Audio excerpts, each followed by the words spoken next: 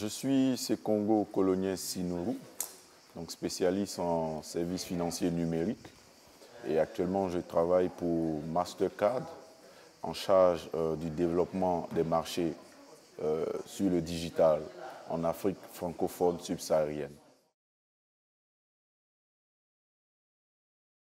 À Boulder, je suis en charge du cours sur les réseaux d'agents, donc qui permet d'enseigner aux responsables des institutions de microfinance tout le concept du développement des réseaux d'agents, donc qui permettent aux IMF de capitaliser des réseaux tiers de détaillants pour distribuer les services financiers numériques.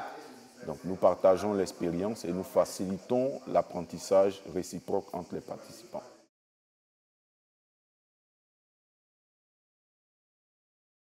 Oui, les IMF font aujourd'hui face à un vent de transformation qui émane de l'explosion des nouvelles technologies.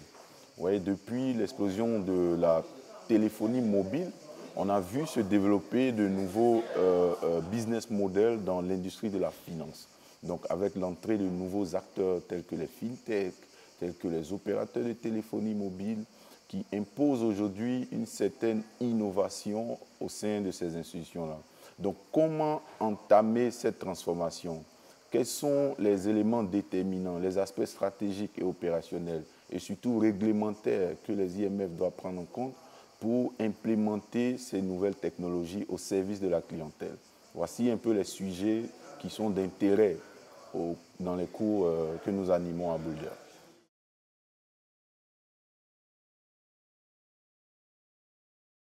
Les défis sont nombreux.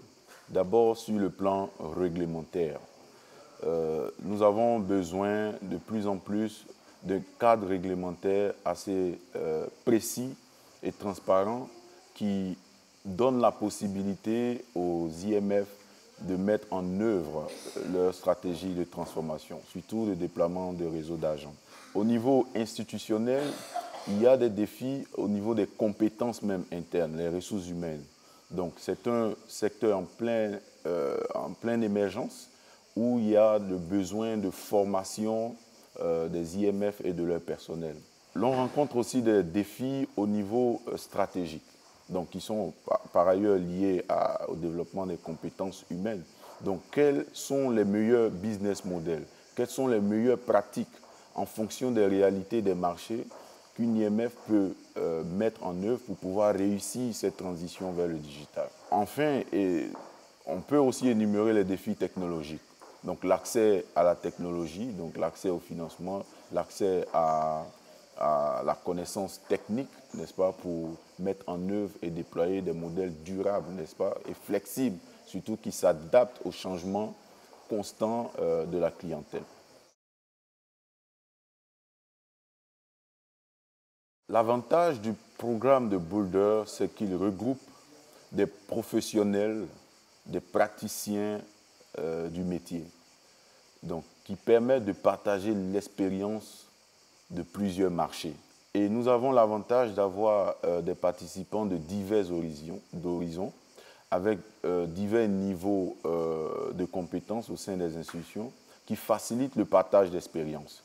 Et Boulder est la place par excellence pour les institutions qui veulent comprendre les enjeux liés à la digitalisation, qui veulent aussi apprendre des cas pratiques de professionnels qui ont pratiqué le métier et qui peuvent prodiguer des conseils sur mesure. Et c'est un cadre excellent d'apprentissage et j'encourage toute personne issue d'une institution financière de tout horizon de véritablement avoir la chance de participer à ces programmes de Boulder.